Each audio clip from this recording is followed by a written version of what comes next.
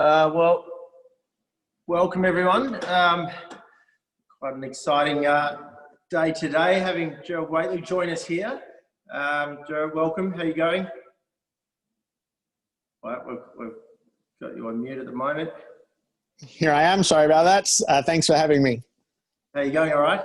Very well, thank you. Very well. Very good. Well, this is it's great to have you to join us today, Gerard. To give you, I suppose, a bit of a brief background, we've been doing for the last 4 or 5 weeks, doing some these little roundtables out to our investors all around, mainly here in Victoria, but up in Brisbane, up in Adelaide, and we've got a few of our investors overseas as well. So really, investors, tenants, everyone a part of the D group. So we've obviously we've been doing stuff on leadership. We've been able to pivot in a crisis, podcasting, how Jeff Bezos and Mark Zuckerberg are going to take over the world. So it's nice to, as we come into a great part of the year, our spring carnival and finals football, to have a chat to you about all things football and horse racing. No, it is a great time of year. It's probably the time that we've most acutely felt isolated in Melbourne, with the footy removed from us, no prospect of being at a grand final, the likelihood of not being able to attend the Melbourne Cup, and then who's to say with the Boxing Day test. So for a sports fan, it's probably the most serious sense of lament, I suspect, at a time where we're usually giddy with excitement. Yeah, exactly. So just to so everyone out there obviously is aware, look, Gerard's been it's been a huge part of Australia's media and sport landscape now, and from Channel 10 to Herald Sun, and now to his two highly rating award-winning shows, both on SEN in the mornings and then at 360 on Fox Footy at night. So it's great to have you on board. I don't really need to do too much of an introduction, but I did want to say SEN have been joined King's Business Park, I think, 18 months ago. So 3 years ago, Hutchie and Croc Media came to occupy a full floor there. They've grown up to, I think, 3 or 3.5 floors. We've got all these studios. They acquired SEN, and then I think at the same time, Gerard joined SEN for the morning program. So it's I personally, working in the complex, I love having you guys there. I wanted to buy and see you in the studios when you are in the studios. I haven't been for the last little bit, but just on to that, Gerard, tell us, how's it been this year for you? And obviously being so different, can you give us a rundown personally how it's been for you? Well, it's been fragmented. It's been bizarre. So the day Australia really started to shut down corresponded with the Friday that the Australian Grand Prix got called off. And I went on air that day at 10 in the morning, and we finished at 6 that night. And progressively during the day, this is where sport provided the sharpest lens for what was happening to the country. Progressively, we had the Grand Prix called off, a cricket game staged at an empty SCG, the query around what would happen with the football competitions, which by the following Monday was sort of the predominant topic of conversation. And I haven't been back in the studio with the Daily Show since then. So I think it was Friday the 13th of March. So this is my office upstairs, where at home. So we've been broadcasting the Daily Show from here, and I'm sure I will have shared an experience with a great many, is you do feel like a bit of an inconvenience in your own house at times, but from 9 till 12, it's all done from here while the kids are doing their remote learning and trying to stay out of earshot. And progressively, we've sort of worked our way through, as we're all living through it at the same rate. So if the young bloke's yahooing and the doorbell's ringing and the dog's barking, we're all okay with that now. That's a shared experience. From a football perspective, once the competition moved its way out of Melbourne, we come into that studio at SEN to call games on, I do Thursday nights, Friday nights and Saturday afternoons. And that is a connection to people, a connection that a lot of Melburnians are missing. And yes, we've had to find new ways of doing a whole lot of things. And I think sort of get used to the idea that it's a slightly lesser experience, not being able to be at the ground itself. but it's a shared experience of displacement that fans are feeling and commentators are feeling as well. And in that, there's a certain degree of kinship. Yeah. And do you think, I mean, looking ahead for this, call it next year, and with the AFL, do you think we're going to see a similar season in terms of the amount of games are shortened? You know, this everyone playing each other once, the quarters being like, where do you see that? Are we going to be all up in Queensland again, or I think to know, but where do you think we're going to end up with it? Yeah, so the AFL's got a holding position now that they want the competition to largely return to how it has been, with 22 rounds and with a start mid to late March. But that's very much just a guiding principle, I think, at the moment. Things in Melbourne are on the improve, and certainly the last week has probably given the first signs of life on that front. Nobody really knows what the attitudes towards sporting crowds are going to be from government and from health authorities without a vaccine. For a long period of time, there was a thought that really mass gatherings of 80,000 or 100,000 wouldn't be possible until there was a vaccine. But I'm not 100% sure how that lands. So what I do know is that footy clubs and their boards are meeting and trying to plan 2021 with a whole set of unanswerable questions. And they're trying not to drive themselves mad running every scenario, but being realistic enough to know that the planning has to start without capacity crowds. So some level of crowds, but maybe not capacity, and maybe that kicks in halfway through next year. So some clubs have certainly put forward a proposal where they think the competition should start in May. They think it should start in hubs in Queensland and then migrate back to Victoria when crowds are to be at their full degree, because it just makes so much of a financial difference. But when you still are dealing with the unknowns, as if you could forecast that with certainty, there might be merit in that. Yeah. But who's to say? So, yeah, the finishing of the home and away season was an absolute marker, and in a way it was a triumph. The staging of the final series will be done with slightly more increased crowds. And then I think the really intense stuff around next year will begin once the grand final's been staged. All right. And before we maybe, I'm just going to say to everyone out there, there's a Q&A at the top of this. And so you can throw any questions forward, and I'll be happy to ask them. I've got I do have a couple of horse racing ones, but do we have a favourite coming in? I know you're a Geelong man. I've actually managed to somehow get Geelong in the background when you just won last week. But who do you think's going to win this year? Just give it. Who's your pick? So I think Richmond are the logical favourites. Yeah. There'll be with so much changing this year, it will be slightly anticlimactic if the best team in it is still the best team in it, despite all that has been lived through. So, but I think they deserve the respect of premiership favouritism coming in. I think that game against Geelong, where it was, the two premier systems in the competition came up against each other, and Richmond was just overwhelming that night. I think that's the logical starting point. I don't dismiss for a moment the notion that, so Port and Brisbane are the top two teams, and they are the top two teams without ever being regarded as the leading two prospects. But they do have the significant advantages of being at home for long periods of time. So in Brisbane's case, they've played 2 games out of a hub for the entire season, while Richmond and Geelong and the Bulldogs and St Kilda are coming up to their 11th week displaced. And by the time they get to the grand final, they'll have been 16 weeks on the road. So I do think the advantages of stability, of being at home, of being in your own facility are clearly there for the Lions and Port. And if you said to me, those are the teams who play in the grand final, we would simply go that's an absolute logic to that. So I think if you nailed my foot to the floor at the moment, I would say Richmond, but I'd say that's boring. So I think I'm defaulting to Port Adelaide at the moment as my premiership pick. All right, very good. We've got a couple of questions coming through, but as a horse racing, and a horse lover, I enjoy my horse racing as well. How important do you think keeping that every Saturday, I mean every day, right across Australia, we've kept racing, and the rest of the world shut down, and we're in full lockdown, and there's this whole industry just kept going. How important was that for Aussies, for Victorians, and did you think did you think that was going to shut down and would have stuffed all the preparations up for all these horses Yeah. bring and It's almost a miracle that racing has yeah. been able to continue all the way through.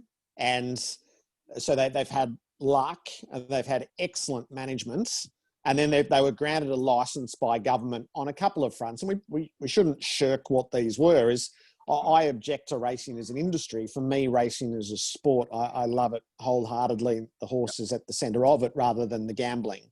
Yep. But it was allowed to continue because it was an industry, because it employed so many people in Victoria and then so many people around the country, and the governments couldn't really face shutting another industry down at that stage and having all of those people supplant to the JobKeeper prospects. Plus, there was the revenue of gambling, and that's not to be overlooked. So in those first couple of weeks when the decision was made to keep racing going, there were questions around the morality of it, and then there were questions around the practicality of it. I think everyone felt like they were on a short rein, is the positive tests or an outbreak would lead in those early stages to the sport being shut down like everything else. That didn't happen.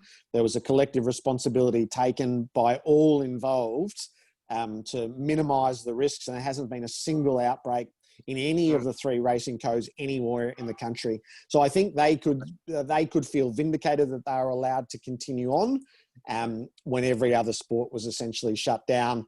And the celebration period of the Spring Carnival, they won't get the full glow of that because there won't be crowds, certainly in Victoria, but they should feel a sense of triumph that they're able to navigate their way through. Yeah, no, I agree. It's amazing it's all kept going, and it's an exciting spring coming up. So we'll see your photo of the great black cav behind you. And I think we've got a friend and a great old work colleague of ours, Colin Madden, listening in today.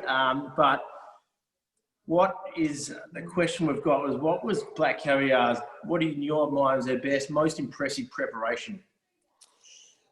So her greatest win was her least impressive win. So I will always believe this is going to Royal Ascot, taking up the international challenge, winning in front of the Queen. There's sort of it's hard to overstate how big this was. So that 2011 carnival is regarded by long-term Ascot watchers as the greatest carnival of all. So we arrived on the Tuesday, and Frankel, who was the great galloper of the era in England, he absolutely dominated the first race. And then on the second day, So You Think, the great Aussie export, who probably had been mishandled for most of his European career, had his crowning moment. On the third day, the Ascot Gold Cup, as Frankie Dettori, over a period of time, was thought to be a jockey in decline and really about to be dispensed with. He won the Ascot Gold Cup, and the rejuvenation of his career you can just about peg back to there. On day 4, the Queen won her own race. Is the Queen's Vase, one of her horses, won it, and it led to the final day. And the interesting aspect to it was there was no international rivalry. There was no England hoping to beat Black Caviar, as they were all in on the phenomenon just as we were. And it was described as the greatest gamble in the history of the Royal Meeting, to take an unbeaten horse across the world to compete in the race. And Australians, I'll never forget arriving off the train and the walk in, which is its own adventure. There were just Australians everywhere. I'll still bump into people up the street or on a train who'll say, "Oh, I met you at Royal Ascot. We were there for it." And it was like the convicts had taken over the courses. We were moving plastic furniture around to configure it the way that it should be. There were paddles that I think I might even have it in the drawer here. There were paddles made up for the day of Go Black Caviar, which was the racing post that had put it out. And there was this sense of sort of show us what you've got. And the race itself was, full of drama, and it was a story best told in hindsight. But in the day where everything went wrong, she was still able to win. And I still, in a generation's time, when we come to measure all of these things, is the fact that Winx didn't go overseas and she didn't take on the challenge where she would undoubtedly have been successful. It will tell against her legacy. As Black Caviar took it on, she won. She then came back and returned as invincible as she'd ever been. And it's a moment that it's probably the greatest sporting moment that I've encountered. And I was calling it, and I've never been so inclined to hold my breath in all my life in a desperate dive to the post, which wouldn't have been much good for radio. But I'll always think back fondly. You on find those. it hard rewatching it? I actually nearly didn't find it watching it, like rewatching that last 100 metres when he eased up. Yeah, I don't mind it now. And I think for a couple of hours afterwards, we didn't get to experience the full glow of winning. But I think by that evening she did go and she did win. Yep. And the story that is. So, Phar Lap's trip to win the Agua Caliente and Black Caviar's trip to Royal Ascot, for all its challenges and tribulations, I still think that they'll stand the test of time. Oh, very good. Got a question here. How is it to commentate using a screen rather than being live on the ground? Yeah, it's certainly less satisfying, and you are hostage to all you can call is what you see on the screen. So we literally, there's two different setups. The television setup is able to take multiple feeds basically from their control room. So the TV commentators are able to sit there with 3 different versions of the same thing from different angles. But the radio coverage, we literally are calling from what you're watching at home. So we get the TV cut. So if the director chooses to stay really wide on the shot, it's bloody hard to identify who the players are off in the far distance. If the director misses a shot or doesn't take the moment where the goal umpire signals what it was, you're totally hostage to what's happening. So it dulls the creativity a bit. Is if you are one who likes to just look fractionally ahead of what's happening, which I am inclined to, is it doesn't give you any capacity to preempt what's unfolding up ahead. Is you have to wait for the ball to arrive and the television shot to get there. So it is, as I say, it's less satisfying, but we are all cognizant of how grateful we are that the sport is still going. And what a connection it's provided, particularly for the Melburnians over the past 2 to 3 months. So yeah, I'm grateful, but a fraction underwhelming. Yeah, and you had a chance, do you think, to get up to commentate live in the grand final? I don't think so. I think the logistics are just stacked against us. While the 2-week hard quarantine holds, it's actually impossible to time your run for either TV or radio's easier, but for TV, it's just about impossible to get there with a studio set up and to be able to be in it. So unless there's some sort of quarantine arrangement made for travelling media to be escorted in and out so as to have no contact, I'm sort of resigned to the fact that we're not going to be there. Yeah. We've got a question from Oliver Baker, who's one of our sporting clients. He's actually based in San Diego, and his question is, he's a mad West Coast Eagles supporter. His question is, do you think this night grand final is going to break it open, and we're going to have more of these in the coming up in the future? So I hope so. Yeah, I hope so. So I think I'm in favour of a twilight grand final. I do think the 7:30 opening siren is just a fraction too late. I think there's a case for sort of the 5:40 grand final, I think. But sport around the world has discovered that it is a superior spectacle under lights. Now, we've held out under tradition, and I totally get why we've done that. But I do think once we experience it for the first time, we'll go, oh, why haven't we been doing that? And so many of our finals have moved to night time slots. Really, for the past 4 final series, there's been 1 day final, which is in the first week, and the rest are twilight at earliest and night. So we're sort of holding on to an old idea.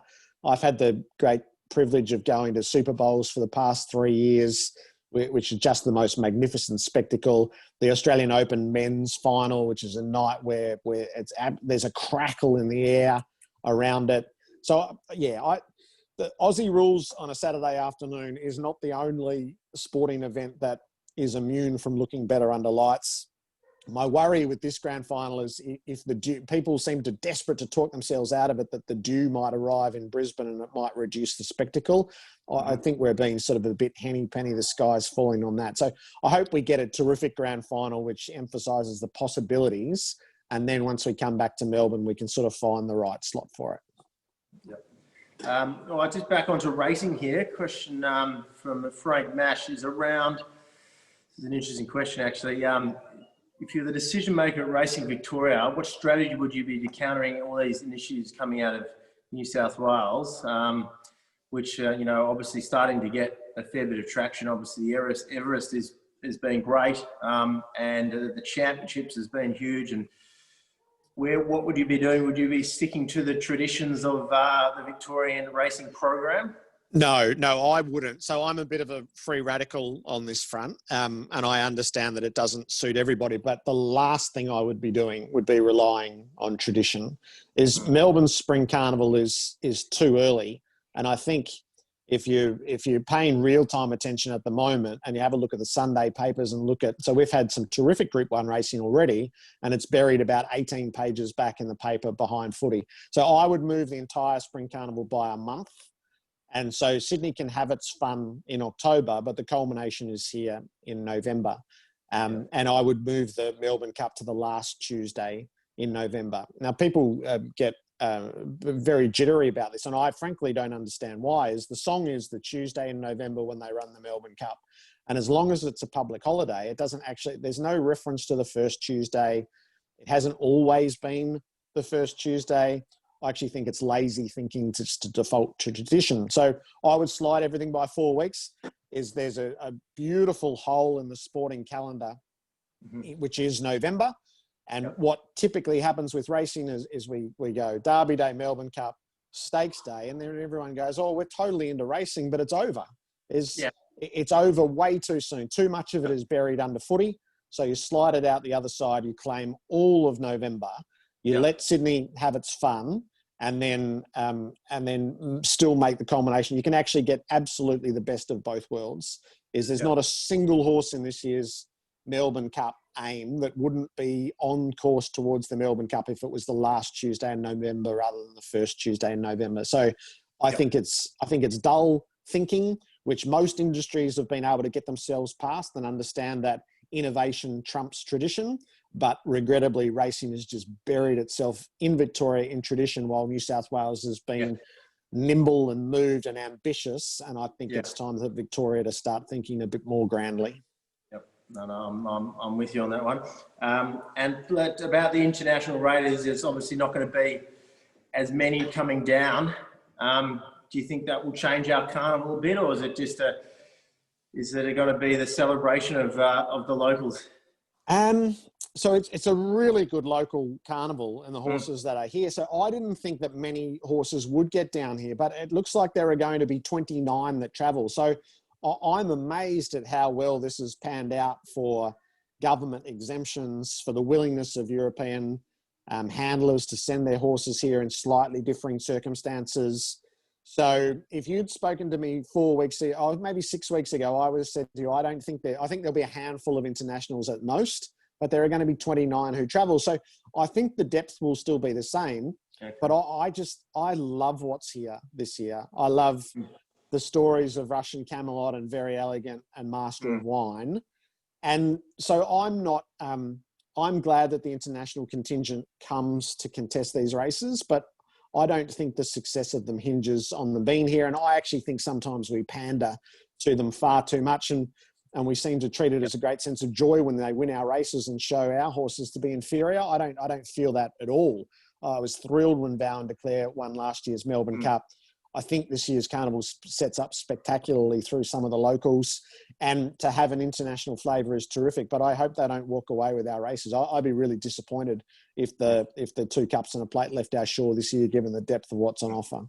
Yeah, and then can you talk us through a few of your faves for the upcoming carnival? And So I'm probably I did one of these 6 weeks ago, and I sort of laid out a few trebles, which were really good odds at the time. They're not so much anymore. So I think the Caulfield Cup is Master of Wine and Very Elegant, and they're still about $11 and $13, which I think is tremendous value. Is Very Elegant's 2,400 metre form through the Sydney autumn is absolutely off the charts good. She was a brilliant winner first up, and then she was flat as a tack second up as a result. So 2,400 is her, it's the most perfect race for her. But I'm a huge master of wine man in the way that he's developing. I know he's 31st in the order of entry, so he's got a little bit of work to do to make the field, but he's my absolute top pick in the Caulfield Cup. And I think Russian Camelot could be anything, absolutely anything. So I felt all the way through that he would win the Cox Plate, and having seen his first up run, I'm more sure of it now than ever. And I think if he is that horse, he'll run favourite in the Melbourne Cup.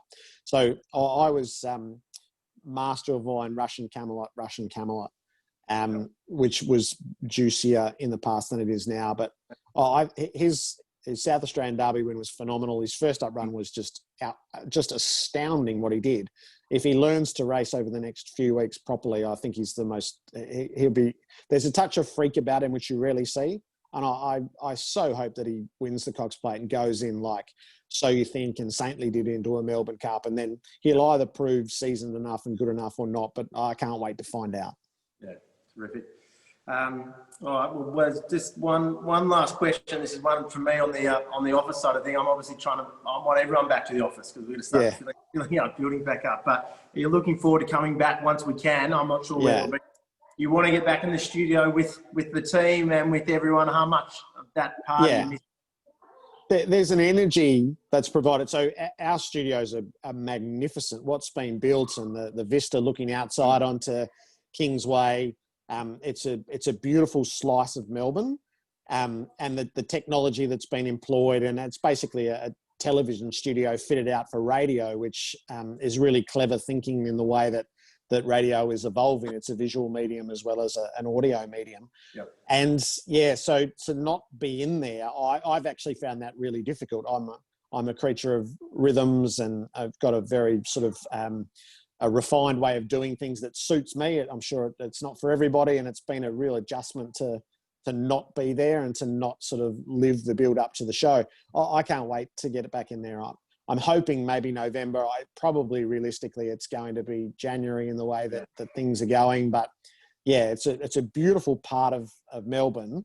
And I love, so our studios do look out onto Kingsway, and you do get, it just gives you that connection. So we sort of build the show around being, this is the town on any given day, and to be able to see the town is a really important thing. Yeah. So yeah, sooner rather than later, I hope, but resigned to waiting. If it is January, then in a way, 2020 is a complete write-off. So we'll gear everything up towards January 2021. For a big 21. So, all right, Joe. Well, look, thank you. We just had the half hour. We appreciate your time. We look forward to having you back at work or back in the studio, and we'll be seeing you around Kingsgar Business Park. So, thanks again for your time, and good luck for the next month. All your calling coming up. I'm sure you've got the busy record coming on. Thank you, Jono. Thanks for having me. Yes, and if you're a racing fan and a footy fan, enjoy what's to come. Terrific. Thanks for your time, Joe. Thanks, everyone. Bye.